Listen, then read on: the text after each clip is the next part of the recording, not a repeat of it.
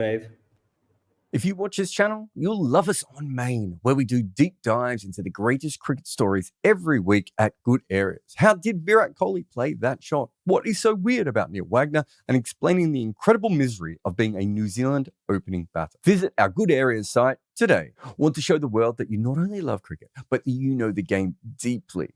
Well, you need a Bodyline t-shirt. In fact, at Bodyline t-shirts, you can actually buy a t-shirt about Bodyline, but also tees inspired by the greatest players in our game. Head to Bodyline t-shirts today. Hello and welcome, ladies and gentlemen, to the Overthrows podcast. I'm Behram who you can find at Def Mango on Twitter. And today we've actually got Rob Barron from Cricket 8 today because Jared is on vacation. And we basically intend to break down England's record-shattering win in the Multan test. But before we get into any of that, how are you doing, Robbo? Good, thanks, mate. Yeah, how are you? I'm doing all right. Been a busy day. I was in another podcast right before this, so I'm just glad I made it on time. And let's get right into it. So let's talk a bit about England. Of course, you know, the last time they toured, Rob, Pakistan, that is, they made a statement in that first test in Rawalpindi when they scored like more than 500 runs on day one. And that kind of set the tone for the rest of the series. And this time, I believe they've made a far bigger statement in Multan in 2024. And they didn't even have Ben Stokes and an experienced bowling attack, right? Like they had Leach and Vokes, but everyone else was super inexperienced. And every time the Baz bowlers have basically conceded 500 plus runs in the first innings, they've gone on and won those test matches. And that, I find at least, a bizarre statistic. I mean, it sure is. England are a ridiculous cricket team, but they were playing a cricket team that's even more ridiculous. So we got a ridiculous test match. Last time, though, England had a very clear strategy of whacking everything. It was very basic, but it worked. England came out and said they smoked, 575 overs for four on day one of a series away in Pakistan. Now, that is unprecedented. That had never happened before. England had never won two matches in a row in Pakistan before, and that series was... But it was based on an attack with the ball that was bowling dry and behaving itself. So they had very experienced guys. They had James Anderson going at 2 and over for the whole series. Yep. They have Mark Wood, we know how quick he can bowl, and so he can take the pitch out of the equation a bit. He was going at 2.5 and over. And Ollie Robinson, remember him? He was going at 2.5 and over for the whole series. There are three guys that weren't even going for 3 and over. And they had everybody with the bat just went, we're going to smoke everything, and that's that. So if the pitch is really good, we're going to smash through the line, and you're going to get very tired very quickly running after it. And England destroyed Pakistan doing that, and it was brilliant and a good watch and all that. This is completely different. Yeah. And it's not based on... So when I was getting ready to moan when I was told that Jared was taking time off, which can't be allowed ever again, but when I was told that, I was getting ready to moan about how ridiculous it was that England had assembled this attack and all the reasons why they couldn't put a decent attack on the park. But England kind of went, it doesn't matter, you can have 550 if you want. And this version of England are not even mildly bothered if someone else scores 550 in the first innings. And to be fair, 550 was a below par score on this pitch. That really tells you a story, right? We'll come to the pitch. I just want to talk a bit more about the context of this game, right? Like England created history, and as you mentioned, they didn't even have Jimmy's experience and Ollie Robinson, both of whom really, were amazing at reverse swinging the ball and bending their backs in the last tour. And Mark Wood is as good a flat pitch bowler as you could ask for, right? Because he has that express pace. Without all three of those guys, plus, Stuart Broad didn't tour last time, but he too has retired. Chris Vokes does not have a good away record, and he did all right. And then Bryden Cass was making his debut. I thought his lengths were good. And Matthew Potts, who I thought should have played, didn't matter in the end. And Gus Atkinson found a way in Multan as well. Add Shoaib Bashir, who did look a bit out of sorts, and Jack Leach, who ended up taking 7 wickets in this test match, by the way. 3 in the first innings and 4 for 30 in the second. That is as many wickets as Pakistan took in that entire innings, right? When they bowled to England. That paints a harrowing picture that Jack Leach and Pakistan took the same amount of wickets in this test match. I mean, where do you even go with that? Well, you just walked us through the England attack there, and on paper, it's rubbish. right? Particularly for these conditions. And not only wasn't James Anderson here because England forced him to retire, he couldn't even be bothered to turn up and be the bowling coach because he was too busy playing golf. Like, that's how mental this England team is. And they just went, okay, we know that Chris Woakes over a long period of time and a big sample size averages over 50 with the ball away from home, right? So he's going to lead the attack, obviously. So he leads the attack, that's fine. Then you've got Gus Atkinson, who I didn't think would do what he did at the start of his Test career. I don't think anybody did. I was absolutely shocked. You kind of had to pick him after that. Like, fair enough. He was getting 7 wickets every innings. Fine. Not the guy for Asia away for me. Bryden Cast, didn't see him as being anywhere near the England Test team. He did all right. He did fine. Yeah. Shoaib Bashir is not Test match quality. I am very strong on this opinion. I think it's pretty obvious. I've watched him bowl loads of times. I would play for England if they asked me to, but I'm no good at cricket. But I think Bashir was picked on kind of fumes and because he's tall.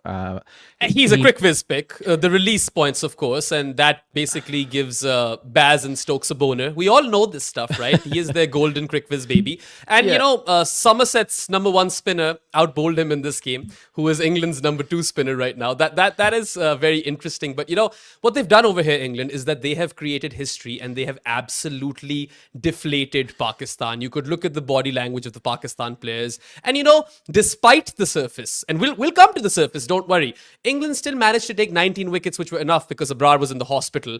And quality sides, like Shan Masood mentioned in the post-match interview, they find a way. And England found a way to even, force a result and win a Test match on this atrocious surface, like this terrible excuse of a cricket pitch, which I think kind of speaks volumes about Bazball and this team.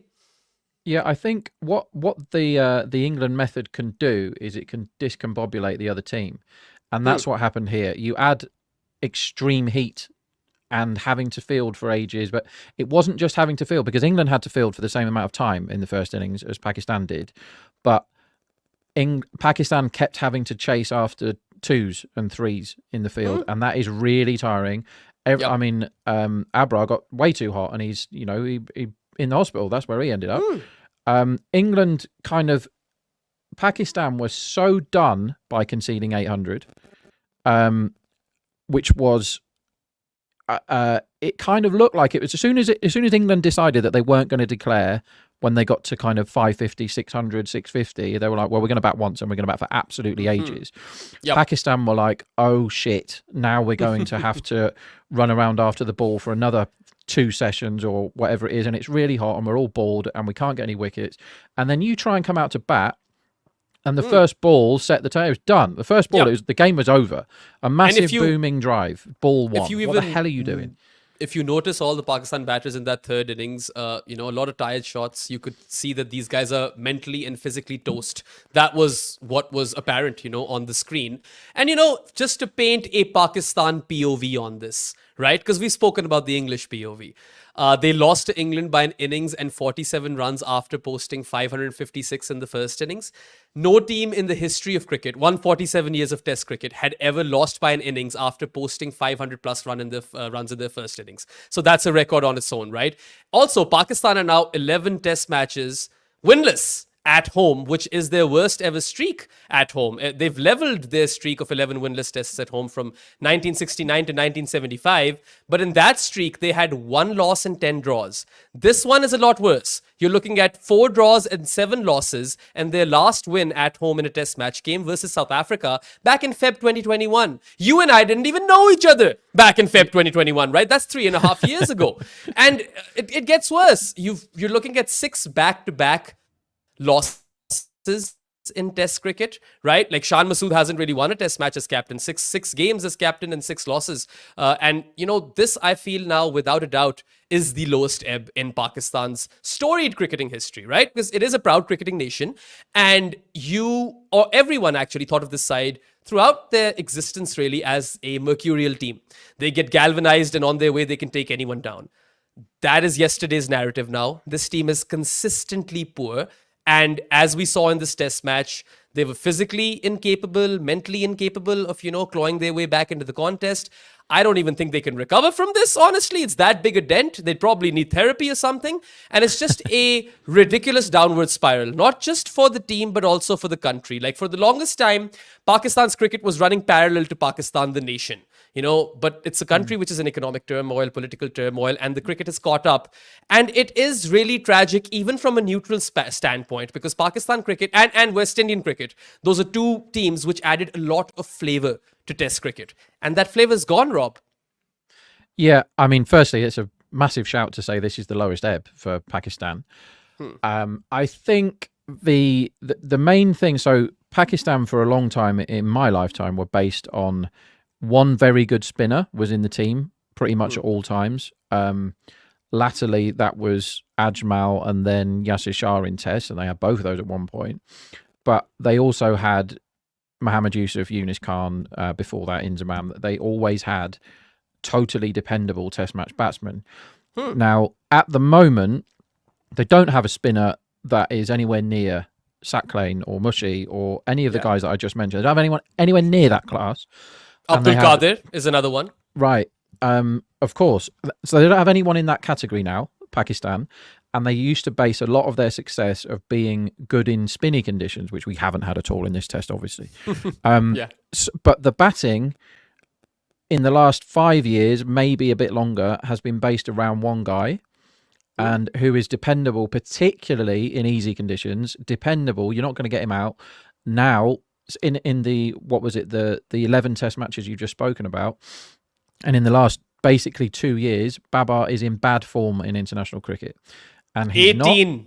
The number stands at 18 Test match innings without a 50-plus score. Forget 50-plus score. He hasn't scored 40 in those 18 innings, right? It's he's unacceptable. He's on thin ice. It's unacceptable for a guy that is that good at cricket. And it wasn't that long ago that everyone was talking about him being in the same category as Root and Kohli and Steve Smith. And Babar, in my head, Babar's never been as good at Test as he is at ODIs. I think the tempo of ODI, where he can just bat through and everybody else can try and, pick up the rate at the end or whatever.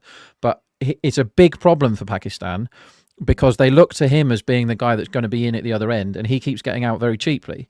And that has a knock-on effect to the whole of the batting lineup by the looks of it. I mean, England was similar for a while. I mean, they had Stokes to back Root up for a fair bit, but when Root failed, England often collapsed. That happened a lot.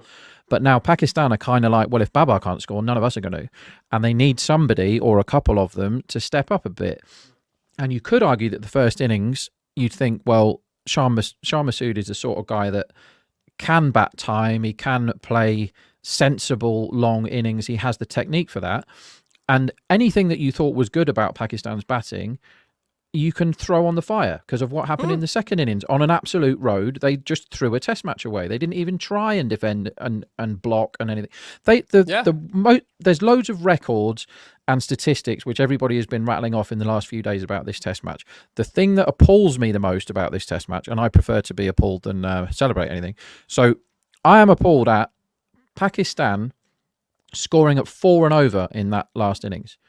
What are you doing scoring at 4 and over, whacking the ball around, playing expansive shots? You shouldn't be caught unless you've nicked off to a ball that seamed away or moved. You should not be caught in that innings. You can be out LBW. You can't really be out bowled because you should be covering your stumps up. It should be the wickets that happen should be LBW to spinners when you're in full block mode. You cannot be caught at cover. You can't be caught at long on, and you can't be stunt running down the pitch. So the biggest disgrace of this, yes, anybody can get done on a good pitch when two bats of the class of Brook and Root get in together. We've seen that in Test matches right down the years. I remember doing the Sangakkara Jayawardena partnership where they were just never going to get out. They were never going to get out. Yeah. That can happen. But then you have to have in your head as a batting unit, while you are being physically drained in the field, you have to go, right, lads, this is still a road. There's still a Test match draw up for grabs here. But I don't think Pakistan even thought about that. The batting certainly didn't. No, absolutely not. What? To your point, right? They just had to bat for 4 1/4 sessions, right? To save the Test match. And at that point, that's what they should have been thinking about, just to bat it out, right? Bat time and just not lose this game. But, third innings collapses aren't new to Pakistan cricket. They've kind of been the norm, actually, in recent times. They've set a trend over here. In this year alone, third innings in Sydney, after they'd scored like 300 plus in the first innings, they were all out for 115. Lost that test match in Australia. Then very recently versus Bangladesh, they had 2 third innings and 2 collapses, right? One time they scored 172 and the next they scored 146. This time they scored 220, which is actually a step up, but it's still a third innings collapse because they were 41 for 4 or something like that. And to your point, like the manner in which they were getting out, it was just like, this is test cricket, boys. You've got to fight it out. Sure, you've been completely butchered by England, but show some character. Save this test match and at least, save some blemishes. And now they'll obviously, get criticized the crap out of them because they honestly, frankly, deserve it too. Because that just wasn't a test match performance at all. Like, if this was not Pakistan and some other nation, which was very recently an associate nation, right? For instance, take Afghanistan or Ireland. People would be questioning their test status at this point. That's how bad Pakistan were.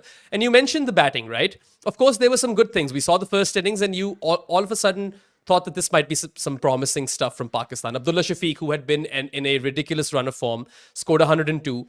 But come second innings, that lazy shot on the first ball, getting his off stump like sent for a vacation by Chris Wokes, right? That's been his entire career. High scores and terrible failures. He is a standard deviation king in that regard. You look at Saim Ayub, he scored 4 and 25, and that might just be the worst shot I have seen in a long time. The one he got out to in the second innings. Like, what really are you trying to achieve over here? That was just horrendous, right? Shan Masood, I was so thrilled for him, actually, when he scored 151 in the first innings, because I know him a bit, right? Not a lot, but a bit. There's a personal relationship there. And I was over the moon for him because he was ruthless against spin, particularly versus Shoaib Bashir. And he has this thing where he's actually really good versus off spin, which is rare for a left-handed bat. So he was ruthless against spin and he was cover driving to perfection. And it was his highest score in Test cricket since August 2020. You remember that COVID series in England where he scored like a 150 or something? God, yeah. We all stood up and took notice of Masood in that series, yeah. Yeah, I mean, that was the last time he scored a Test ton, and this was his highest score since. And it's been 15 Test matches since then, right? He's just now averaging above 30 again in Test cricket. And look, I liked a lot in that innings. Like, there was so much to love, especially the fact that he was kind of playing England's game. He was basballing it, 50 of 43, 100 of 102, and even in the end, his 151 was like at a strike rate of 85. Love all of that, right? Sure, he started to cramp, and maybe he should have probably, he should be taking notes from Joe Root, who was also cramping, but Shan Masood was clearly undone by his cramps. I think that dismissal, cramps had a huge part to play in that dismissal, right? But when you look at the second innings dismissal, like, you've been dropped twice. Sure, there were tough chances, one-handed drops, right, by Wokes and Atkinson. But then you're literally like giving England catching practice. It was an appalling dismissal on 11 when you were the captain and you know that you have to save this test match. Yeah, so exactly. He doesn't get a passing grade because of that. I still feel that way, right? Babar Azam, we've mentioned, a batter of his caliber has gone 18 test innings without a 50-plus score or 40-plus score.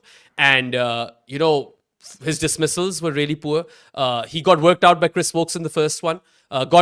His outside edge was beaten right before his dismissal. Then he walks across his stumps and the ball slightly jags back in and he's LBW. Right? That was poor. Second dismissal, his dismissal in the third innings, they made a comparison on TV. I think Nasir Hussain was talking about this, that Root, when he plays that shot, how his back leg is kind of, in balance, and Babar's back leg was all over the place. So those are technical issues that Babar needs to address. And I understand that he's mentally toast at this point, but there are a lot of technical issues that need to be looked at over here. So these are big concerns for Pakistan. You look at Saud Shakil, 82 and 29. Fine. You got out to spin, dude, twice. You're supposed to be excellent versus spin.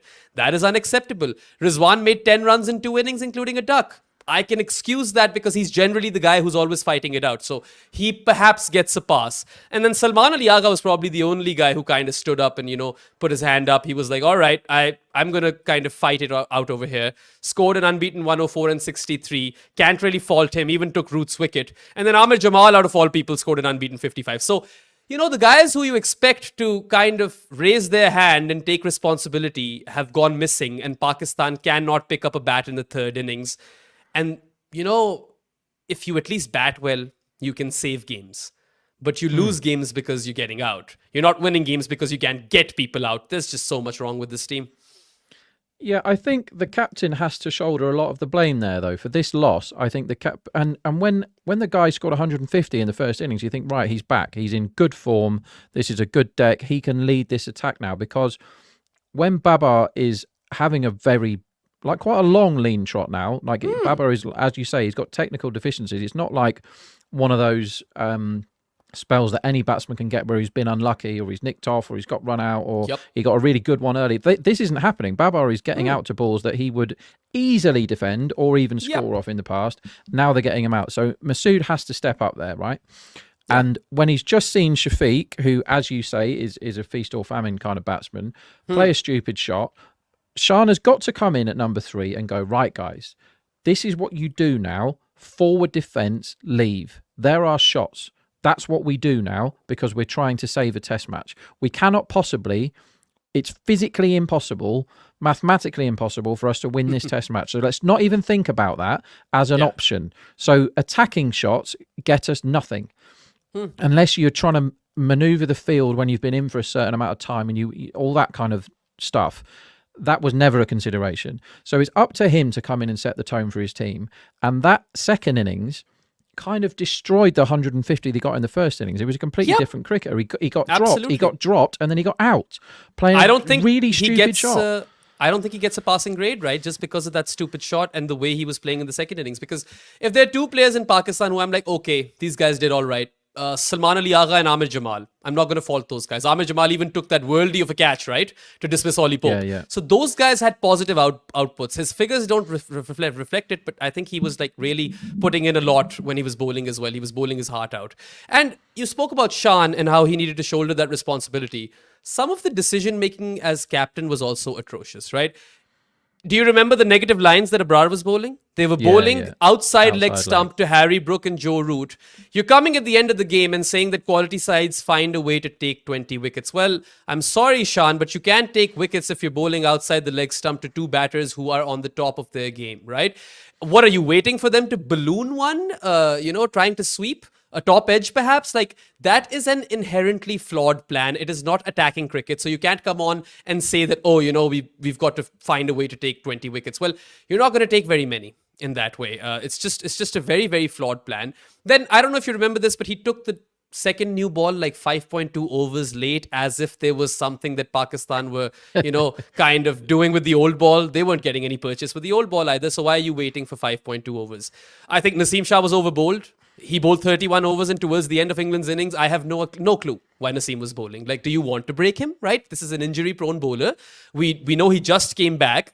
Do you want to run him to the ground? Why is he bowling these dog overs when England will declare any minute? Just give them to Shan Masood or Salman Ali Agha. Then the bottom line really is that he's captained in 6 test matches and lost 6 test matches, which is a record, right?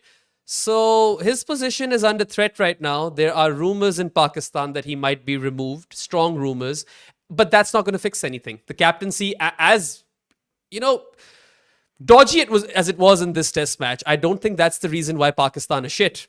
There are far more complex reasons behind that, and it has to do with administration, the volatility and instability in the board. There is a fair bit of mediocrity and incompetence at play. There's no continuity in domestic structures. You don't know how to manage injuries. You don't know how to manage workloads.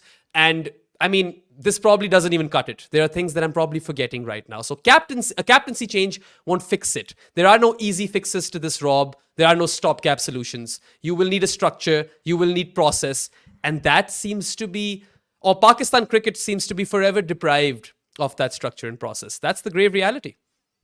But none of that stuff is new for Pakistan. Like, the board's always changing, and they're saying, right, these guys are going to be mentors, and Sarfaraz is going to tell you how to behave yourselves. All this sort of complete nonsense, where you can have a guy who is installed, sacked, and reinstalled as captain without a game taking place. Like, it's only Pakistan that does that. The real clown stuff. But yeah, you're right. You're right. The Shah Masood captaincy does need a look as well, because the one thing, you can say whatever you want about England, and they do loads of stupid stuff, and I'll happily talk about that whenever you want, but they always try and take wickets. This team always tries to take wickets. And when conditions aren't in their favour, they think about it and they go, okay, let's try this for half an hour. We're going to bowl short. Let's try this. We're going to bowl outside off and we're going to set this field just to see if they fall into the trap. We're going to keep trying and we're going to keep trying to take wickets. We're going to give you the drive. If you hit a cover drive for 4, it's yours. We're not going to plug that gap all day. You can have it. Speaking of wickets, sorry, I'm interjecting over here, but do you remember when England came out to bat? Naseem and Shaheen were actually bowling pretty well with the new ball. That first 8 overs were, that was a really fantastic spell by both. He took them off. I understand that you want to give your premier bowlers short bursts, not to break them, but ultimately you've overbowled Naseem. And when the ball was actually doing something, when Shaheen finally found his length and was challenging Zach Crawley's outside edge, you take those guys off. You give them one more over at least over there. Yeah, because wickets are at such a premium. It wasn't like it wasn't like a great big secret that the pitch was amazing. So when you've got a chance as bowlers, you must go for the throat, right? You must take it, which he didn't do. And the point you make about over bowling is, I mean, England know about that. Jofra Archer's not here, is he? England know about over bowling people when he bowled 40-something overs against New Zealand in a drawn test match. That was so dumb from England, and they cost themselves possibly the best thing that could have happened to their bowling attack for 30 years, a fit Jofra Archer, the guy that we saw come onto the scene 6 years ago. So we don't have him anymore because he got over bowled. Now, Pakistan, we've seen with Shaheen already that his speeds are down. He's not quite the same guy as he was pre-injury because he had to play in every single game for every single format for Pakistan, plus captaining franchise teams, plus suddenly becoming a bit of a bat as well. He's like, can you just do everything? And the guy's 21 when they're asking him to do all this stuff. He's going to break, right? Big, tall, fast bowlers that are on planes every other day playing in different matches. If you don't look after them, you ruin them, right? And they've already seen this with Naseem, who the last tour, how many of the Pakistan, Haris Rauf was playing in it. How many of the Pakistan... 13 overs Haris Rauf in the Pindi test before he broke down as well, remember? Right. And Shaheen was rushed back from injury, so they never rehabilitated him properly, which is why the speeds are down. You don't see that same kind of lateral movement anymore. And first he used to pitch it up and you were like, okay, guaranteed new ball wickets. Now he pitches it up. He's driven almost every single time for 4, right? We saw this in this very test match. Yeah, and he was only about 18 months ago the -- 1 opening bowler in the world. Like frightening movement, as you say, early wickets, fully expected. But they're not learning from their mistakes, Pakistan, because there is, as you rightly point out there, Behram, there's no chance whatsoever that Naseem should be bowling when all Pakistan are now doing is waiting to bat, right? Exactly. They can't win, so bowl underarm. That's when you start bowling leg side, right, to stop them scoring so fast. You try and slow the game down because you need to take time out of the game for yourselves. So you can't just bowl underarm and get and let them hit you for 6 every ball. But that's when you start all the negative stuff, not 5 sessions before that. And England, so this is the big difference from England's last tour to this one, is they actually showed some semblance of thinking about it with the bat, because Pakistan said, we don't really want to be hit for boundaries here. And Brook and Root went, all right, then 1s and 2s. And they just did, and the fitness is a big issue. They went, okay, 1s and 2s. And they scored 1s and 2s for about a day. And Pakistan had no answer to this. And Root did cramp. And when he was on about 100, bear in mind, he got 250 or something. When he was on about 100, Root looked like he was completely knackered. And he was cramping. And when he got to 100, he played left-handed, didn't juice. Yeah, he did. He played a left-handed shot when he was on 100. And I think someone must have said to him, do you remember last time you did that, Joe, against New Zealand? You got out. Right, stop doing that. And then whatever happened, they showed real sense, which is not something you ever associate with England. They went, okay, yes, we've got cramp now. We're going to try and get to the next break and take on more fluids and do whatever they do, eat the energy bars and the gels and whatever else. But they calmed down again. They didn't go, we've got 100, so we're going to reverse sweep, we're going to scoop, we're going to ramp, we're going to run down the pitch. They for 10 minutes, I thought England were going to do that. and then end up somewhere near Pakistan's score, and then then it's a very different test match.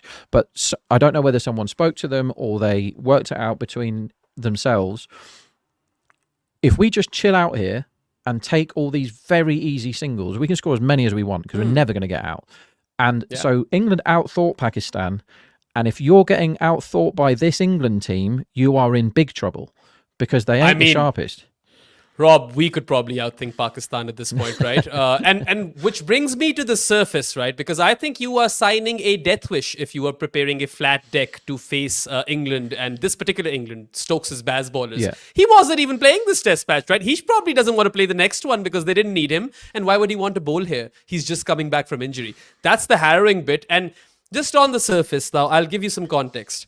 2 to 3 days before, I saw some tweets come out from proper, journalists within the industry in Pakistan saying that, oh, it's a green top. And I, who has been on like 4 different shows at that point, including the TalkSport one, am saying everywhere that, look, it's not even possible. You cannot produce a green top in Multan at this time of year. It's like blistering hot. And even if it looks green right now, they'll give it a trim. And even if there is some purchase for the bowlers in the first or even second session, which is me being generous, it will flatten out. So you do not want to face this English team on a flat deck. Maybe a sticky surface, a slow sticky surface, and then tell them, okay, go ahead and hit us now. This was just like, how can you even expect to outbat England on a flat deck? And, when the test match started, my early thoughts were, all right, maybe they are trying to produce a UAE-esque surface because we could see some cracks in the close-up. And I was thinking, all right, you know what? Let's just give it some time. Let's talk on day 3. Let's see if there is any deterioration. Let's see how this pitch evolves across, all the different days. But when you came to day 3, that surface was so rock hard that it looked like a day 1 pitch. There was no wear and tear. There were no footmarks. 2 wickets fell on the entire day on day 3, right? That's like the state of deterioration. There was none. It was an absolute highway, like the Autobahn, or maybe a runway. I would be keen on running off or taking off a plane from that surface, right? And, sure, we got a result, and England managed to find, 19 wickets to win the test match. But this makes for dull cricket, and you're going to kill test cricket in Pakistan if you continue to make these surfaces.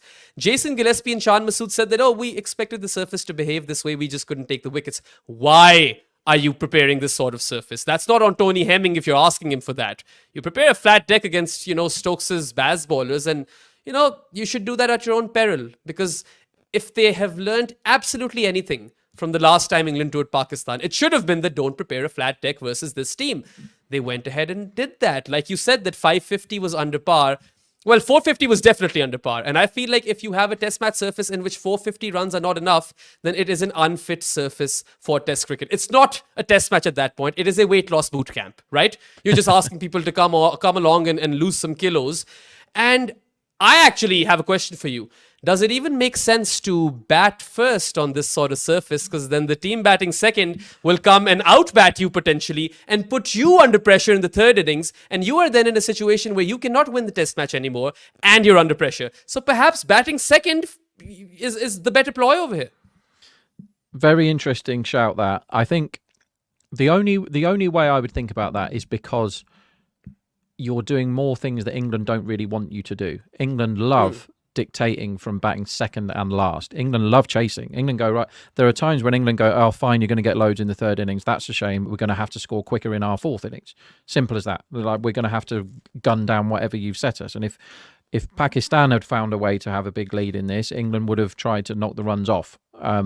There's no question about that. But your original point about the pitch is home advantage should be a big thing in cricket, and particularly between the Asian countries and the non-Asian countries, because when Bangladesh play T20s at home at places like Mirpur, the ball grubs along the floor and spins sideways.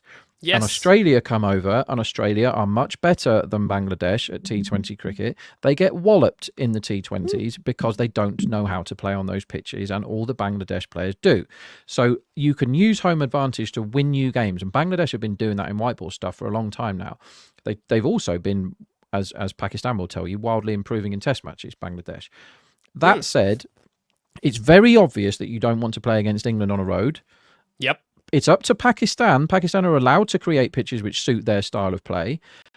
I don't think they know how to. I think that's where the problem is. I don't even think they know what pitches suit them, right? I was in favor of a sticky surface. I was like, okay, England will struggle to hit the ball off the square, and they will, obviously, knowing the Baz bowlers will try to attack. That was the ploy, in my head at least. Because you can't produce a green top over here, and England seamers come into the game if you do produce a green top. So that is also inherently flawed. Yeah, just poor planning and thinking from Pakistan. Now, if they literally can't make this one, bear in mind the other venue in this series is Rawalpindi, and that has been as roady as you get in world cricket. Well, recently though, in that second test versus Bangladesh, we've seen some promise. That was a far better surface. So hopefully we get something similar. Because it deteriorated, and that's kind of what Pakistan were banking on here. But when you give away a 300 run deficit in the first innings, that's gone as well. So it's very difficult to find positives here for Pakistan. But if we'd have spoken on day 2 of this Test match, I'd have been vehemently moaning about how stupid England are by assembling that, in inverted commas, attack for Asian conditions. The bowling coach is on the golf course. Nobody's fit that's any good, and we've got Chris Woakes leading the attack, and Bashir is our second spinner.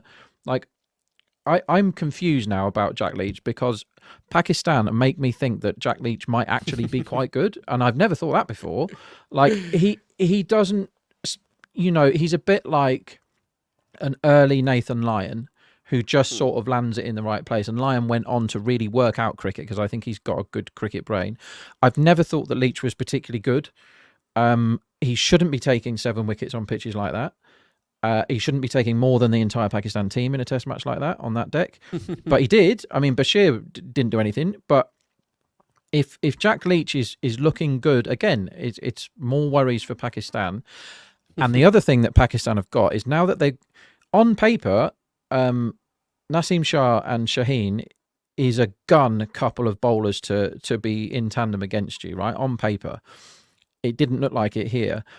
Who comes in for Pakistan? Who's waiting here to change everything? Because it'd be a surprise if Abrar plays in a few days' time. No, I doubt it. I don't think he'll be able to play that second test match. Someone even in the comments said that he might have dengue fever. I'm not sure about that, but something obviously is up with Abrar, and it's unfortunate with him. He probably didn't want to bowl those negative lines, right? That plan comes from your captain and management.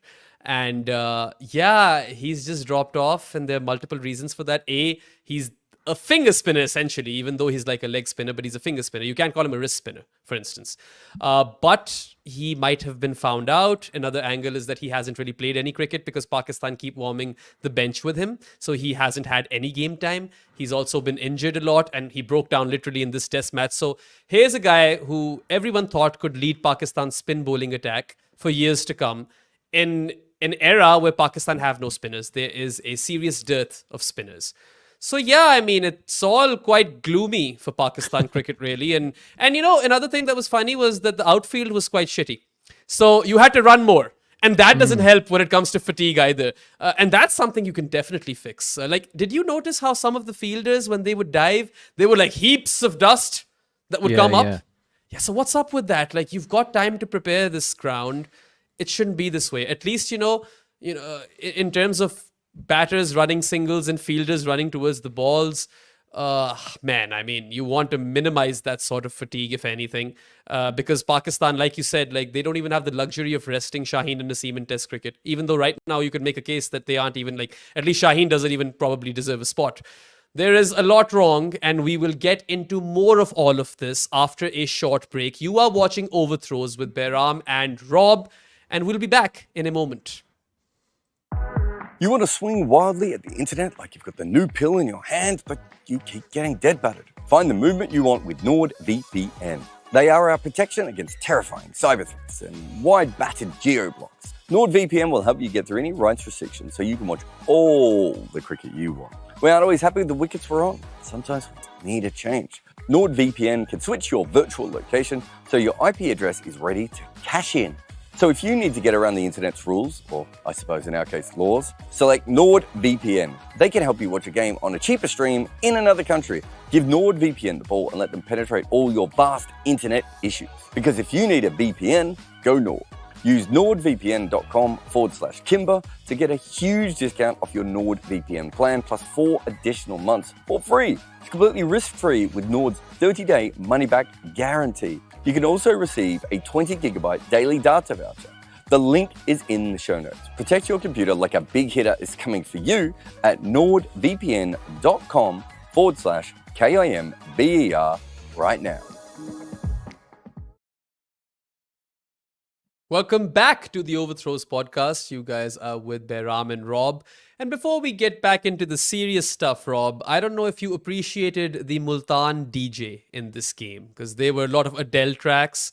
The DJ literally set fire to the rain like 20 times. You saw Dream On being played, which is apt for Pakistan. And then there was a point where Believer was played by Imagine Dragons. And I mean, if anything, all the pain will make unbelievers out of people, because there's not much to believe, in that team. And the crowds were also like, first day was decent. You saw some people come in. Second day, it reduced. And days 3, 4, and 5, it was just a smattering of some balmy army folks, which was pretty much it. And why would they even come to watch this sort of cricket, right? Yeah, it's disappointing. That's one thing that you definitely don't want to see, is just loads and loads of empty seats when you're watching a test match, and then the job of the DJ becomes all the more important when there's nobody there, I guess. I think we should probably do a podcast on cricketing DJs. The one that immediately springs to mind is the 80-year-old woman that does it in the Big Bash. She's really funny when she's on the wheels of steel. That is an interesting one. I think you could have a lot of fun in that job with choosing your songs. But I know there's one at the Ekana Stadium in Lucknow. That DJ is also lit. Always plays bangers from Bollywood from the 90s. And I love that, because I haven't really watched Bollywood in the last 20 years. So I only know those songs. So it's a fun DJ over there as well. But yeah, I don't know if you caught the charging station. Usually you just see a bunch of people having some tapal tea. But this time they had a charging station, which was solar powered. So the marketing people were all right, I suppose.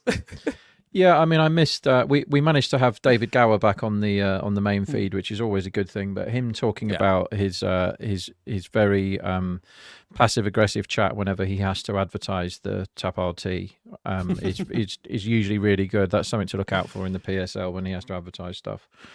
Yeah. But the fact that we're talking about this, we're trying to find basically people from anywhere near the Pakistan team that come out of this test match with any credit, and we've got the DJ. And the charging station marketing people, and like none of the the groundsman's, he's in the bin, the team's in the bin, the staff's in the bin. It's like, the DJ did quite good, and we like the guy that did the. Do you know what I mean? It's like this is clutching at straws, Behram, isn't it? It not really a good is. test. Yeah, we'll come to Pakistan's bowling in a bit, but I think the gulf between both teams as batting sides needs to be discussed over here. Of course, if you're losing by an innings, then clearly you couldn't score as many runs as the opposition did in one innings, right? You couldn't outbat them in 2 innings combined. And Pakistan scored 556 runs in 149 overs, which isn't the worst thing in the world. I'm going to repeat that. I don't think the scoring rate was as big of an issue. But when you compare that to England, at the 149 over mark, they were 815 for 7, and they declared an over later at 823 for 7 in 150 overs. So they played one more over and scored 267 more runs. And that, I feel, is I don't know, man. It really speaks volumes of the ability of this side to score at quick rates. I don't know if you've seen the little graphic that Varun has made for Jared, and it's up on his socials, where there are all the test innings in the history of test cricket, on his same scatter plot. And the x-axis has runs, and the y-axis has runs per over. And this 823 at 5.5 stands as an absolute outlier. And the India one versus Bangladesh, in which they went at 9 and over, is also an outlier at the extreme right. And those 2 test matches are 10 days apart. So cricket is changing, massively. And a lot of the records that are tumbling, it's this England did that a year ago and England did that 2 years ago. And the India one was very interesting. The question there is, does that test match happen in that way? Do we get a result in that test if England weren't playing like they've been playing for the last few years? I don't know. But it sounds like, when you put it like that they batted for basically the same amount of time and England scored boatloads more runs. It sounds like England were whacking it, but England weren't whacking it. England scored, 5 sixes in 800 and something runs. This and is three a team of them was scored by Harry Brook, right? Yeah. Smacking the spinner straight from memory. Pakistan got loads more sixes than England did, right? How is that possible? Pakistan scored at 3.7 and over, and England scored at 5.5 and over, and Pakistan hit, I'm just adding them up in my head, so give us 15 minutes. They hit 11 sixes, right, Pakistan, and England hit 5. That's impossible, right? That is impossible. England scored 800 and Pakistan scored 550. And Pakistan scored double the amount of sixes. That is not possible. That is the most surprising statistic out of all of this. So it wasn't England just... Yeah. Pakistan weren't fit enough, I think, was some of it. And they weren't hungry enough in the first innings, because I think cricketers are programmed now to think that 500 runs is loads. And when people got that 100 is loads in a test match, and when the Pakistani batsman got to 100, all right, Shafiq got an okay ball from Atkinson, maybe you could argue that. We got out for basically 100. Nobody had the desire there, I don't think, in the first innings, or nobody really thought that 550 wasn't enough. They batted as if that was loads, and that's fine and good luck. From the betting market point of view, though, you can say that there's a huge gap between the sides. England were 14-1 to win this test match at one point. 14-1 to win the test match, which is like, 6.6% chance to win the game. So it looked like for quite a while, only a few days ago, it looked like Pakistan were bossing this test match. And when Pope gets caught at, what was that, short mid-wicket early, unbelievable catch from somebody who did come out of this test match with a lot of credit for Pakistan. That was the catch of the game. 100%. Yeah, it was a great catch. I mean, considering some of the drops that we saw, bloody hell. Absolutely appalling. God. Can we take a minute to kind of just, talk about all the lapses in the field? Because Pakistan had those two very obvious ones, right? Where Babar dropped Joe Root at mid-wicket, right? Which I don't understand why Amir Jamal wasn't there, right? Because if he's taken that worldie, you keep him there. And then Saud Shakil also had a very poor drop shortly after. But if you look at England, I mean, Rob, I don't think England have ever fielded this poorly in an innings victory before, right? Ollie Pope alone, early on in the game, missed that Abdullah Shafiq run out, which really should have been run out. Then he dropped Shan Masood in the 130s. In the second innings, he dropped a one-handed catch in gully, which is fine. Okay, I can excuse that. But then he drops Amir Jamal on day 5 as well. This doesn't even scratch the surface, right? Shoaib Bashir drops Amir Jamal, end of day 4. Chris Wokes and Atkinson both drop one-handed catches of Shan Masood off each other's bowling. Jamie Smith misses a stumping, which was comical. Gus Atkinson drops a dolly. Chris Wokes nearly pulls off a world-class parried catch, which is a 6 instead. Like, how have they managed to win by an innings and 47 runs despite all of these lapses in the field? It blows my mind. Bear in mind, right, we're not talking about a minefield where it's spitting like a cobra or it's seaming all over the place, where chances are going to happen all the time. This is a pitch where if you're batting sensibly, you should not be giving any chances. And for over a day, two people showed you that you don't give any chances if you're just behaving yourself. And we're saying there's 9 drop catches in the test match. Some of them my 7-year-old daughter would have taken, and she's not a great fielder. Like the Bashir one was like, my God, that was bad. The Wokes one was Ben Stokes' fault, even though he wasn't there, because all Wokes had to do was stand in the right place and he would have caught it on his chest. Instead, he ran in 15 yards and then back 15 yards and tried to do a Ben Stokes, actually. Well, you mean Ollie Pope's fault, no? Because he would have told Wokes that you can stand. No, it's Ben Stokes' fault, because when Ben Stokes took that catch against Pakistan in the World Cup in 2019 that everyone went on about as being the best catch ever. South Africa. Was that against South Africa? Yes, it was the tournament opener where Nasser Hussain was like, you cannot do that or something like that. Yes, right? You're right. Sorry, you're right. That was because Ben Stokes was stood in the wrong place. That's why that catch happened. And he had to run backwards. Rather than take an easy catch, he took a worldie because he was stood in the wrong place. And that's what Wokes tried to do.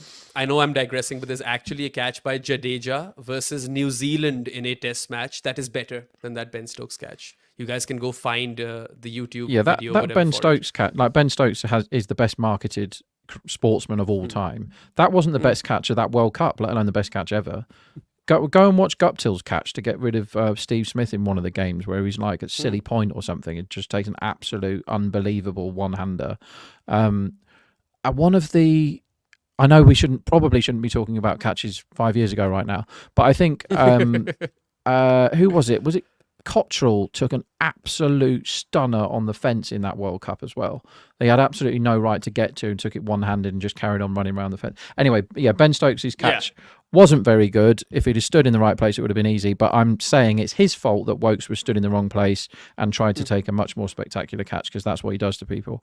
But yeah, also, just to... Go on, mate. No. Just to summarise, the catching in that test match... It's another surprising thing about it that there were that many chances, but it was appalling. It was proper bad from both teams, like really crap. And then, of course, there was that LBW shout, Naseem versus Root, which 9 out of 10 umpires would have raised their finger, especially on that track. But Kumar Dharmasena had other ideas, and you could really feel for Naseem in that moment, because later on, it was on his bowling again that Babar dropped that dolly, off Joe Root. So... Naseem probably deserved Root's wicket and didn't get it, even though Root has crossed 150 by then. So it's not like it was a chancy knock. It was already chanceless at that point. But yeah, did you catch some of the tweets in which people took the absolute piss out of Ollie Pope for missing those opportunities and then scoring a duck in that scorecard, basically, which looks really funny because, you've got Crawley and Duckett with 78 and 85 as well, who, by the way, I think are at the forefront of Bazball's success. Those two guys are really, really important. But Pope's duck was made a lot of, people were literally making a lot of fun of him. There were memes. And I mean, it's an interesting life when you're Ollie Pope, because his place is secure. He's stand-in captain because there's no one else. And he didn't really he contributed in the negative in this test match, didn't he? He did, yeah. He's played 50 test matches now, Ollie Pope. And, Jared said the other day that he's played the same test match 50 times. I don't know whether he justifies his place in the side as an out-and-out bat myself. He's not as good at catching as he should be. I think he had a very good last day, but me and you would have had a very good last day if we were captaining any attack against that Pakistan team. So I'm not going to give him his captaincy any credit. I don't think he's there as a captain.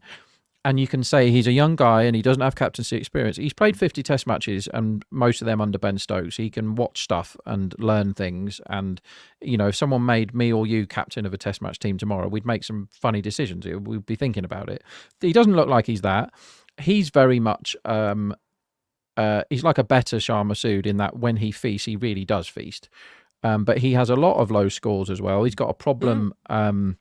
a technical issue, which means he gets bowled a lot. He's vulnerable to good balls on his stumps. I'm not sure whether Ollie Pope is the answer, but when you've scored 800, no one cares about any particular batsman. It is funny. I mean, and fair play to the internet for taking the piss out of him afterwards. But test matches, right, have changed so much now. There was a time that if your team was 550 behind, and it's not in the too distant past, where if you were 550 behind and you absolutely welted, what was it, his first ball, his second ball, your second ball, and you were caught mid-wicket by trying to smash it in the air through mid-wicket, you'd have got absolutely panned for that.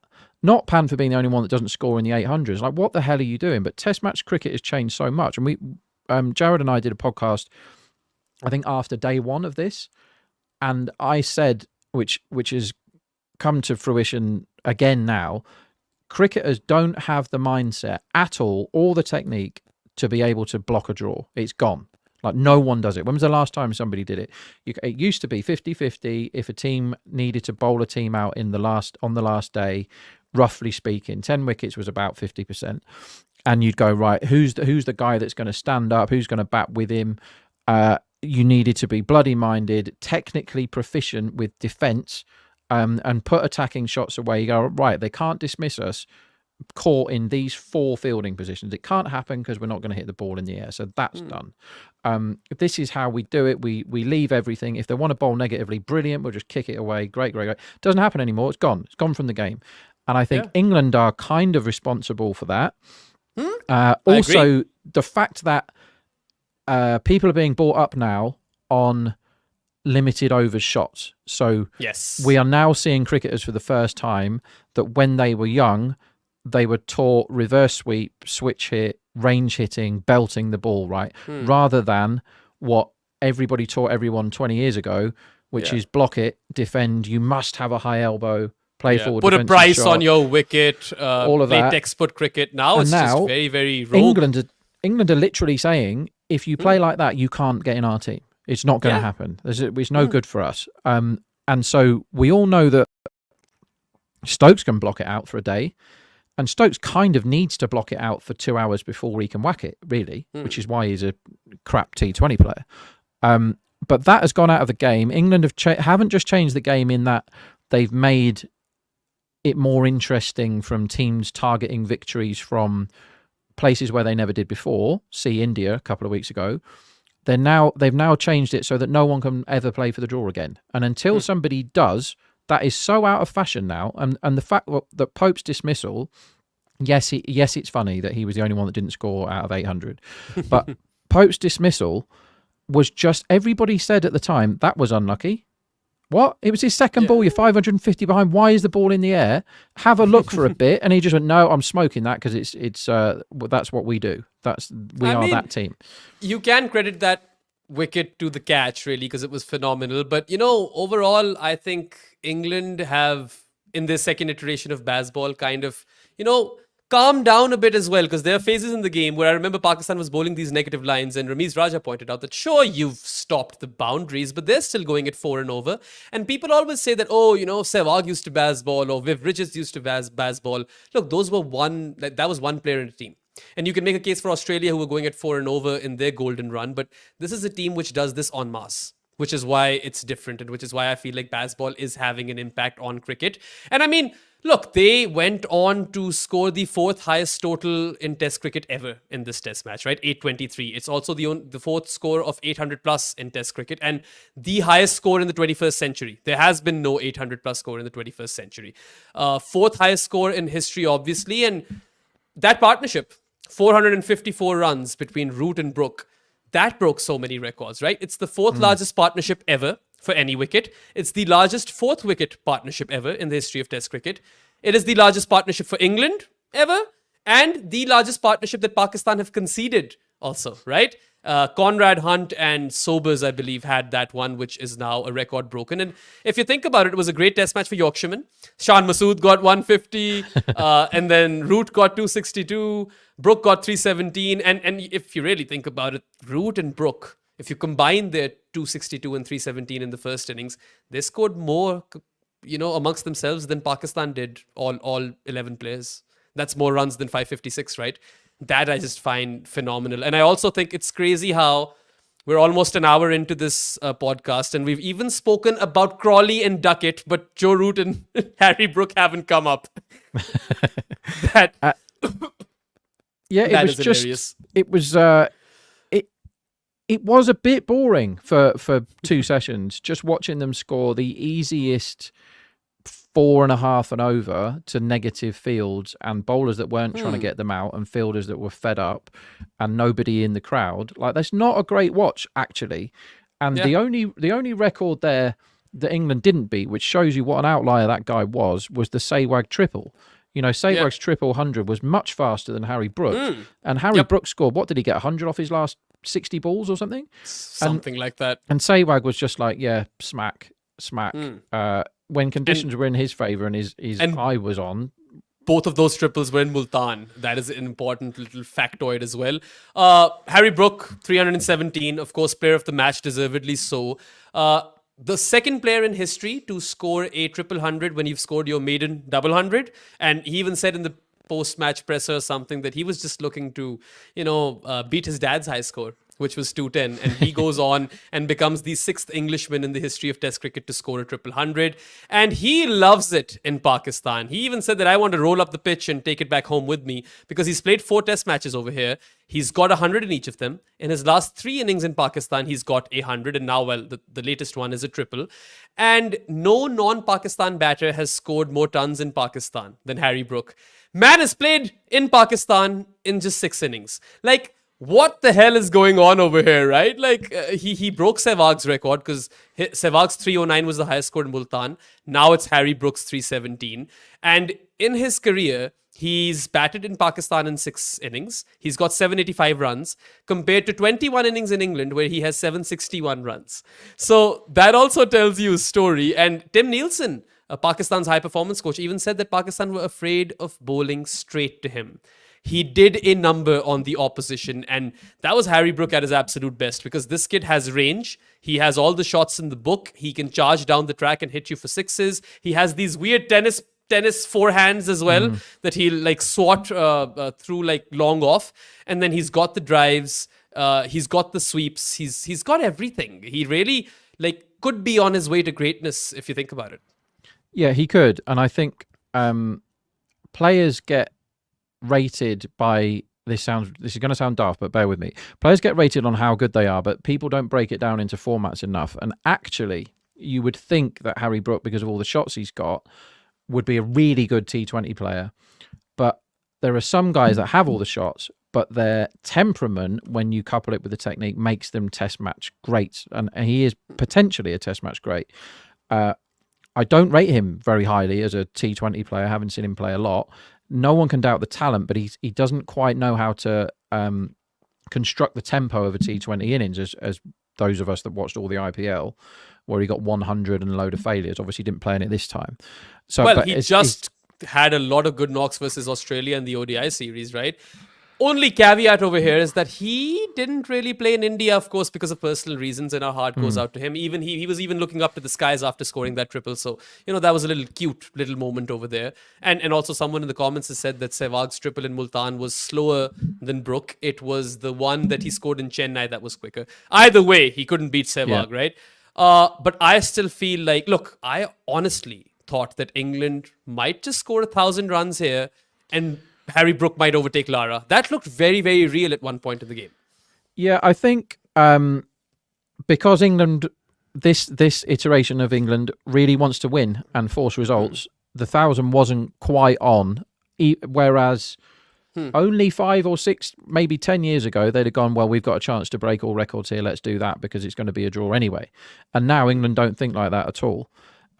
Just going back to Harry Brook, it's staggering how much he's come on from the innings that he played, and why Pakistan didn't pick up on this, I don't know, against Sri Lanka, 2 weeks ago, when he batted for about 15 minutes and Sri Lanka just bowled 6 stump outside off. And Harry Brook got really fed up in that 15 minutes. And you could hear him on the stump mic saying, what am I supposed to do? They've got loads of fielders on the offside. They're bowling miles outside off. And he didn't know what to do. And he got fed up, angry, and he smashed one straight to cover and got out in about, I think he was like 10 off 25 or something. Why weren't Pakistan, rather than bowling on his legs where he was just tucking it into the leg side and getting 1 or 2 for like a day, why didn't they do that? Why didn't they do that tactic that got him out 1 test match ago? Like we all saw it. It was on the telly. Like they had pictures. Why didn't Pakistan do that for an hour? Bowl 6 stump, wider and wider out, risk the wide on the offside, pack the offside, try and frustrate the guy. Instead, they just went, we don't want you to hit us for 6. That's our job. It's a test match, right? Test match. It's meant to be a test. That's what the bloody name of it is. Don't just let the guy score 1 every single ball if he wants it. All Pakistan did was they said, Harry, you're brilliant. We think you're great. We definitely don't want you to hit us back over our head for 6. So we're going to give you 1 every ball. Please take it. Not what Sri Lanka did. And Sri Lanka are not world beaters in test match cricket. And away in England, they managed to find a way to win a test match by just bowling wide outside and using their brains to frustrate somebody with that level of talent. And why Pakistan didn't do that, I don't know. I mean, there was no tactical nous, really. Strategies just seemed to fall flat, and Pakistan just, like you said, or I said earlier, I can't even remember, that we could outthink this Pakistan team, right?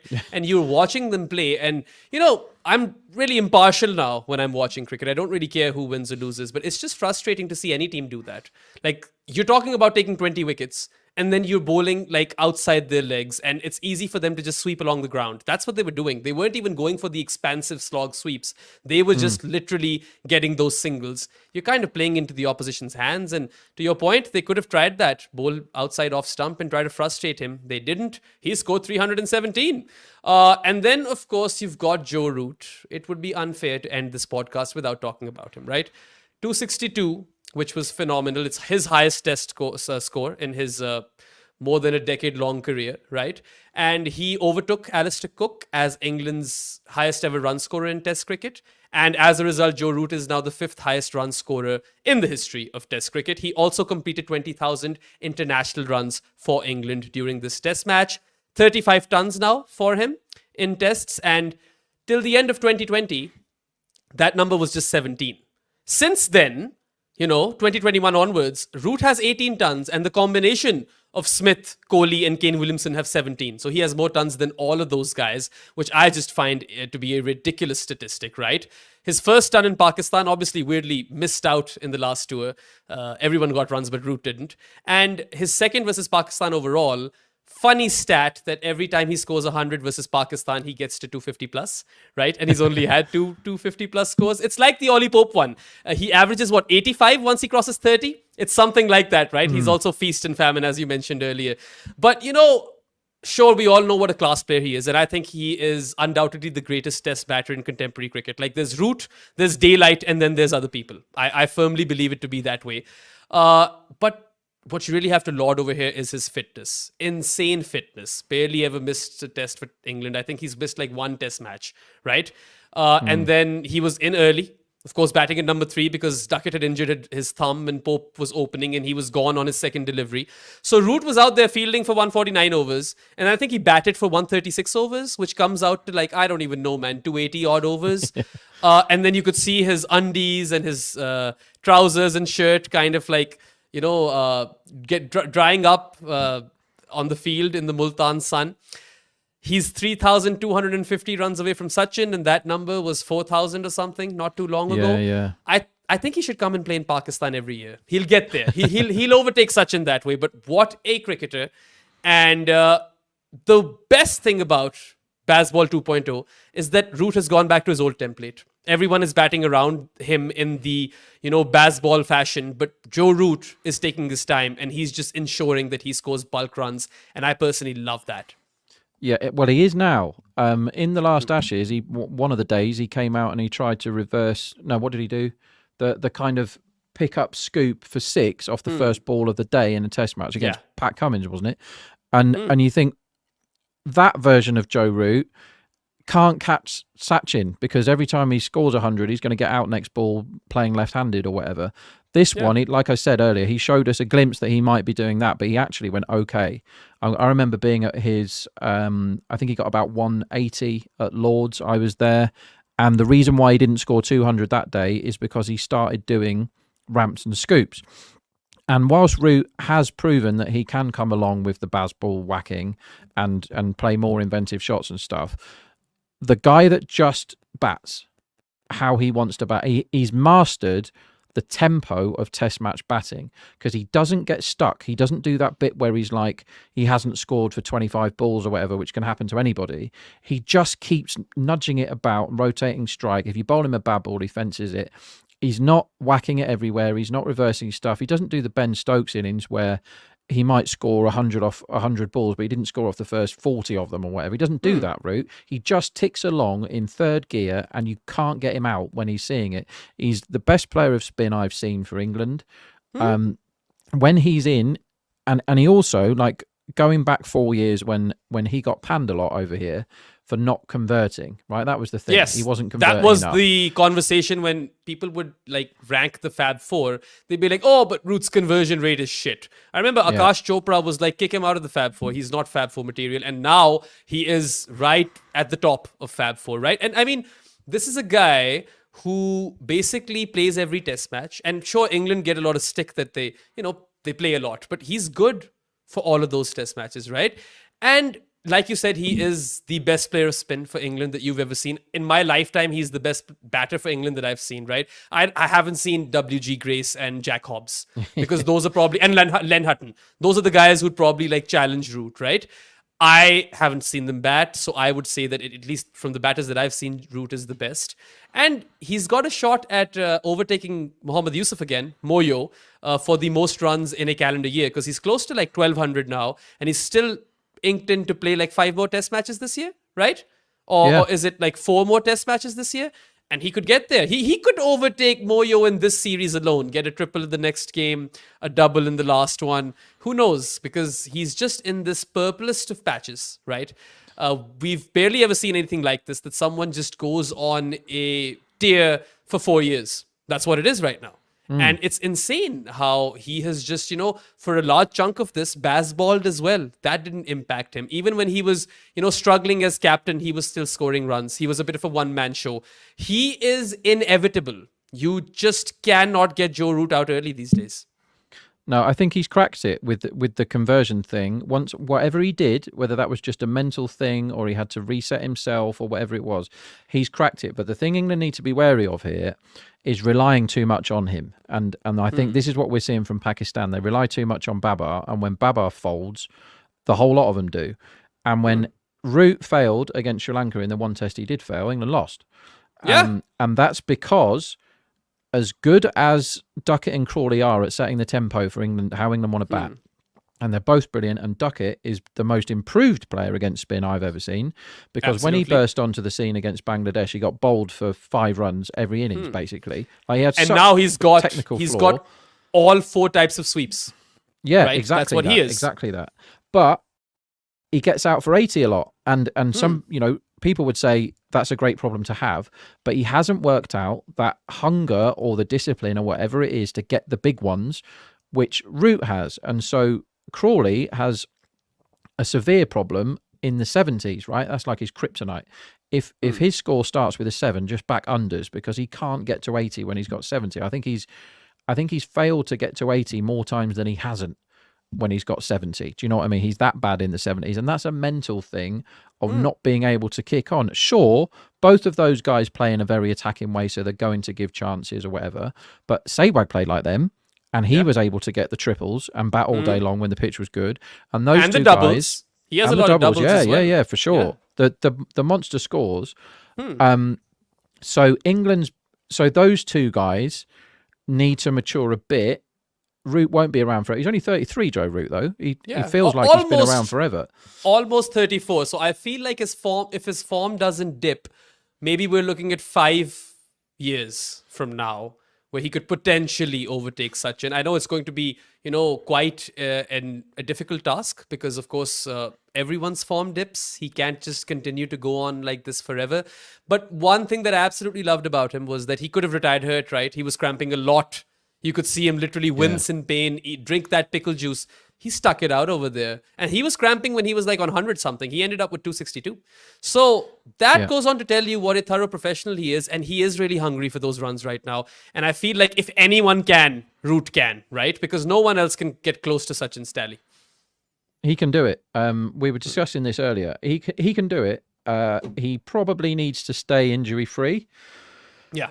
Or he can't have a bad one anyway. He can't miss a year, and he needs to stay hungry. Yeah, because Alistair Cook was only about Root's age now when he packed it in, and I was one of the staunchest advocates of him carrying on because England didn't have an opener to replace him at the time. He was just like, and bear in mind that's a guy that doesn't play any other formats, never played any franchise stuff. Alistair Cook. It was like, if you want Alistair, you can just be on your farm all the time and just play the 30 days of test match cricket a year that we want you to, and you do whatever else you like. And he went, do you know what? I've got a load of runs. I've done it enough times. I don't have the hunger for it anymore. I'm going to stop. I'll play a bit for Essex and see you later, everybody. And that is a thing that's very difficult for us on the outside to know what it really is like to be away all the time, as Root is, and he's done the captaincy thing. It was a great idea that he wasn't the captain anymore, because he wasn't a very good captain. He didn't win any matches with captaincy. And Stokes, whatever you want to say about him, is an excellent captain. He's really forward thinking. He plucks results from nowhere and all that sort of stuff. Manufactures wickets. Yeah, manufactures a lot of wickets, right? Absolutely, and good on him for that. And that wasn't Root's job. Like, he wasn't good at doing that job, so they took it off him, which is really, really clever. Maybe he shouldn't have done it in the first place, but it's a rite of passage if you're the best batsman for most teams, is you're going to be the captain, aren't you? I mean, that's what happened with Babar in Pakistan, right? He wasn't, the perfect candidate, but he got that job because he was the best batter. We need to discuss one more thing. I know this has gone way over time, Rob, but there's just been so much conversation, and a lot of these things weren't even on my notes that have just like kind of sprung up to mind. But Pakistan's bowling has to be spoken of, because they took 7 wickets in 150 innings, and even if the pitch is flat, that does not make for good reading, or doesn't make for decent, or I don't even know, substandard reading. It's bad. And like we said, Jack Leach took 7 wickets in the game, so they couldn't even outbowl him, let alone England. And in the last 11 test matches that Pakistan have played at home, in which they haven't been able to win, right, the winless streak of 11 tests at home, they've managed 135 wickets, which is just over 12 wickets per game. Now, in this particular game, 6 bowlers conceded more than 100 runs, which is also a record. They've leveled Zimbabwe. And sure, Amir Jamal, you can say, bowled his heart out. Naseem was unlucky, maybe a touch. And Shaheen only looked good in that first spell, the first 4 overs he bowled. He didn't really look good after. Abrar, negative lines, as we've discussed, and he looked quite bad as well, and then broke down. Pakistan do not have a spinner, right? We don't even know who's going to replace him. It could be Noman Ali, who's also been abject, apart from like the odd innings. And then Zafar Gohar was very recently playing for Gloucester. And I don't know if he's actually even in the reckoning, because I don't think he wants to play for Pakistan anymore.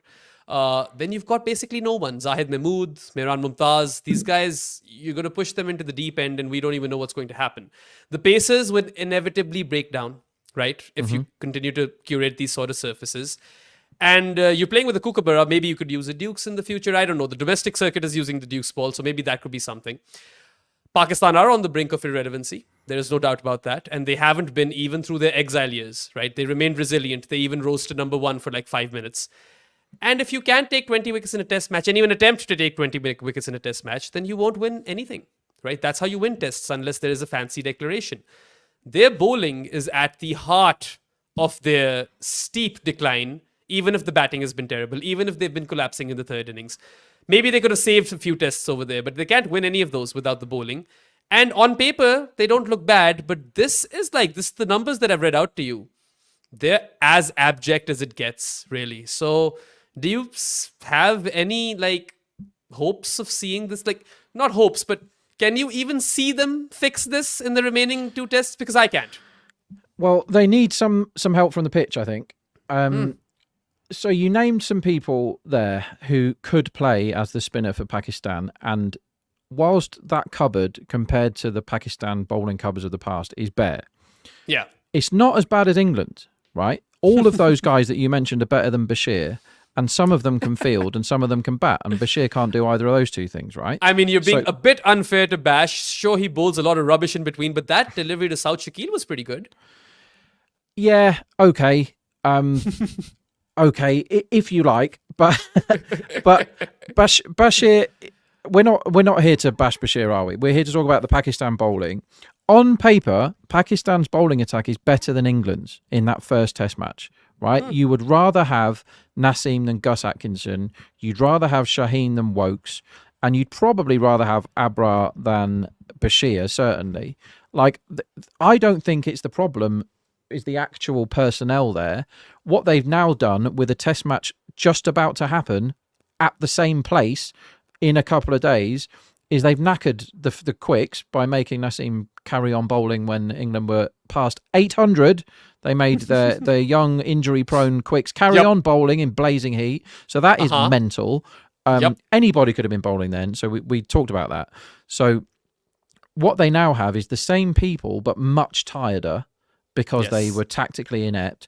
They also didn't give themselves chances to take wickets because they decided that they weren't going to win the game. So whether it was a toys out the pram, spitting the dummy out, any baby analogy you want, they kind of gave up in that test match, and they bowled negative crap, which spoilt the game as a spectacle. And we're talking about here one of the most incredible test match results statistically anyway, of all time. Yeah. And Absolutely. Pakistan tried to make it really boring. Like, how have they managed to do that? So how have they managed to score 556 runs in the first innings, and they nearly lost the game on day 4, right? Yeah, they've lost by an innings and 50, and they score. I mean, even their second innings, like how many third innings of Test matches are 200 plus smacked along at 4 and over? Like on paper, like it all sounds okay, but the fact that bowling attack, I think the reason why England perform much better with the ball is because they tried to get wickets, and it's not that they're more skillful. Those bowlers that I've just mentioned, I'm not going to go through them all again. They're not more skillful than the Pakistan bowlers, but they set fields that were attacking. They had plans. They thought about it. Even Ollie Pope, right, who is not a good captain, was doing stuff. He was like, right, we've done an hour of this. It's back to Leach. And he even did it on the last day. He didn't bowl Leach straight away. He went, let's give them some bouncers first. Let's have the enforcer, which was Cast. Let's have him bombing them for a bit. Now they've settled into that. Here's Jack Leach, wicket, third ball. Like I think he got a wicket at the first over of his spell 2 or 3 times in that test. Because England were thinking. And again, like England aren't the cleverest team ever. English people aren't particularly clever. Let me tell you that. Like living here all my life. Don't get out-thought by England. Australia realised that when they came over for the Ashes. Like England were dumb. England threw that series away. They should have won that series. They did loads of stupid stuff. So it's not like you're playing against a load of geniuses when you're playing England. It's just that Pakistan didn't really try. They didn't think enough. They didn't try and win. They didn't have any plans. Yep. So they made their bowlers look crap. And maybe they're not. So they need to turn up in the next one, which is just around the corner. They're going to be faced with very similar conditions and similar problems, and they need to do a better job of solving them, is what it is. Yeah. Let's see. I mean, I'm going to Multan for the second Test match. And nice. I don't want to fall asleep in the press box, so hopefully there's a better surface on offer. And like Pakistan have their backs against the wall. And this is not the mercurial team of old. Like I said, they're consistently poor. And the bottom line really is that Pakistan are bad right now. Like they just are not playing good cricket. And as you mentioned, tactically, they are worse than, I don't know, man, a turtle. A turtle would be better at this job. Anyway, that kind of wraps up all of our talking points. So, Varun, my man, give us the super chats. Let's take those quickly and wrap this up. We've got Sharon Vinakota up front. Asks or says, Behram, admirer of your work. Thank you, Sharon. Explain to me the mockery of the PCB right now. They have appointed Aleem Dar selector, and as selector, what can he do? So, Sharon, I don't think we've ever seen a former umpire being appointed as a selector in cricket before. And this is as PCB gets. I don't really know what to tell you. So I don't think you need to have a cricketer per se as a selector. If someone has done the necessary courses and understands cricket, they can do the job as well. But is Aleem Dar that guy? I don't think so. I don't know, honestly. So it sounds really stupid to me. Rob, you want to add anything to that? I mean, I don't really like answering questions like this, but I don't know is my answer. I don't think he would be good at it, but he has watched a hell of a lot of cricket. There's no doubt about that. Maybe he'll be good. I mean, there comes a point where kind of everybody gets to go at being Pakistan selector. It'll be us two one day. Like everyone gets their 10 minutes being a Pakistan selector. So maybe he'll unearth someone. You know, why not? Why not give him a go? Yeah, he's retiring from his umpire career, and now he's going to be a selector. Like time will tell, but on the surface level, it seems kind of stupid to me. Anyway, next super chat, please, Varun. You've got Aditya Mani Jha says, hi, Rob and Behram. Hello to you, Aditya. What's your preferred 5-man attack for this Multan pitch? All currently active test bowlers around the world are eligible. Whoa! Okay, Bumrah's in there, right? Yeah. So we put him there. It didn't turn much, but we still need some tweakers. I would say Jadeja, because he gives us a bit of batting. Okay. Yeah. Maybe Pat Cummins? Cummins is second best seamer in the world for me. Yeah, so he'll keep bowling top of off. Do you know who I would pick for this Multan pitch? Is James Anderson, and I'd pick him now. Well, he is not active, so he can't count. So you've got Bumrah and Cummins. Let's say Cummins bowls first change. We need one more new ball bowler. Let's go express pace, right? Throw in Mark Wood over there. Why not? But he's also first change. So Cummins is taking the new ball now. with Bumrah, and Mark Wood is coming first change. You've got Jadeja, and you know what? I don't know, man. Ashwin over Lyon, right? I think just about, yeah. If batting counts, then obviously Ashwin wins there, and the fact that Ashwin and Jadeja play together all the time. Yep. I think I would probably want some kind of mystery or somebody that can occasionally be unbelievable. I don't know whether you can talk enough about Afghanistan players when it comes to Test match cricket on these sort of pitches as well, because as good as Rashid Khan is, how many times has he won a Test match on a road? Like, he hasn't really got that experience. So maybe not him, but I would want somebody that does a bit, maybe Kuldeep rather than Ashwin on this particular deck, because you've got to do something different with the ball. I think, I don't think any other Englishmen are in the conversation now. I mean, we could have gone Nokia over Wood, but I think Nokia isn't active either anymore. I don't think he's slowed down way too much. Yeah. So, Bumrah, Wood, Pat Cummins, Ashwin and Jadeja. I think we have consensus here. Cool. Yeah. You guys let us know in the comment section below what you would play, right, as an ideal 5-man bowling attack in Multan. Let's go to the next super chat, Varun. We've got Agro Kopite. Says, with the increase in coverage of IPL retention among Indian media and cricketers like Ashwin just days before the New Zealand Test series, where would you see the relevance of Indian bilaterals, especially once Rohit and Kohli retire? Test cricket bilaterals will always have context. I think Indian or not, all or limited overs bilaterals are just like, no one fucking cares, man. Yeah. Very true. Like, unfortunately, we were talking the other day about how good the Tri Series used to be in ODI cricket. When you get like the Commonwealth Bank Series or the whatever beer was on sale in Australia at the time, like those ones were great when they had three proper teams going at each other, and then they would have like a three match final. They were brilliant, those sort of things, and they've gone now.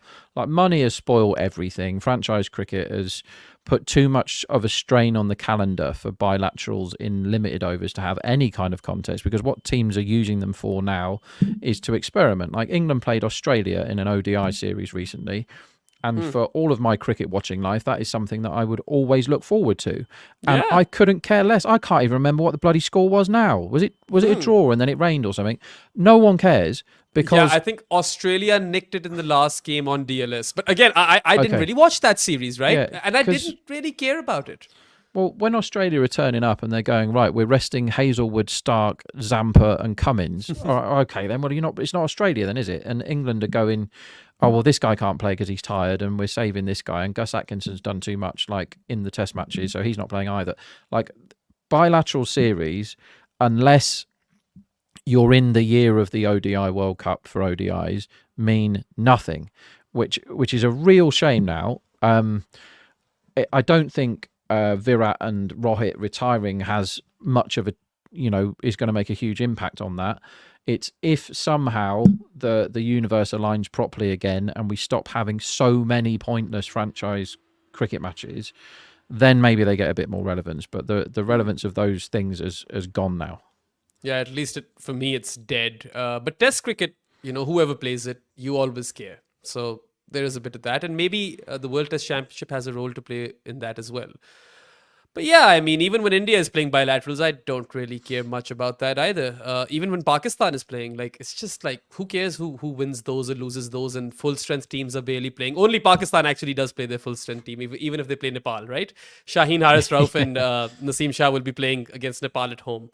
Anyway, let's go to this next super chat, Varun. Kachua Chop says Pakistani cricket is that middle-aged man, well, I would argue it's an old man now, who made so many mistakes in their youth that they lack the motivation to work on any of them despite knowing how. So you just let life happen and take what you get. I don't know about that, man. I think Pakistan cricket was a really talented young man and then grew up to be a even more so talented middle-aged man, but reckless, right? And not consistent. So on their day, that middle-aged man could be the best in the world, but not consistently. And now that middle-aged man has gotten old. And whilst we live in a world where he could get a bionic arm or, a pacemaker and stuff which could keep him alive longer, he willingly chooses to not get those treatments or whatever. I think that's where we're at, because cricket is evolving and Pakistan cricket is not. And you can blame a lot of things, like blame this on a lot of things. I think we mentioned them earlier in the podcast. I don't have the energy to repeat them right now, Kachua. So we're going to go forward. Last super chat of the day, we've got Shlok Ankit. He says, Pakistan has spread corruption to the level of their cricket. Who on earth couldn't have predicted that Shaheen Naseem and Abrar would be thrashed in Multan? I mean, thanks for the money, Shlok, but that's a serious allegation. So I'll just leave it at that. No comment. All right. Yeah, no comment on that. Anyway, thank you to everyone in the comment section. Thank you for the super chats. And thank you, Rob, for making it to the show. I said it'll be around 45 minutes, and we've been talking for an hour and a half. You lied. You lied to me, Behram. Yeah, well, both of us clearly had a lot to say, and I hope everyone enjoyed. Of course, just a quick reminder to everybody, you can go to goodareas.co and bookmark that webpage. That can prove to be your one-stop shop to all the work that we do as part of our team at Good Areas, whether it be written content, you've got podcasts and videos. Everything is there, so go watch some of that stuff, and we'll be back with another live show soon enough. Jared will be back from vacation. We'll try to get Rob anyway, time after time. And yeah, hope you guys enjoyed. Have a good one, and we'll see you soon enough. Goodbye. I have a book out with Abhishek Mukherjee, and it is called Overthrowing Cricket's Empire. And it's about the stories of how each team beat England for the first time. We go all the way back to the demon Fred Spofforth getting annoyed at W.G. Grace for acting a little bit like Alex Carey. And then we come all the way to present times with Rashid Khan's England's redemption. We cover every single team to beat England in a major international, but we also talk about the incredible stories, like the barefoot basher from Fiji that almost played for New Zealand. In fact, this book is full of tales like that, like how Pakistan lost a top batter after he was on the run from an angry husband of a movie star he was having an affair with, and also how one future captain of his nation realised he might have to go out and bat at Lords and that he didn't own his own pads. Cricket was used as a tool by the empire, but what happens when those nations grow up and get good at it? Find Overthrowing Cricket's Empire on Amazon today.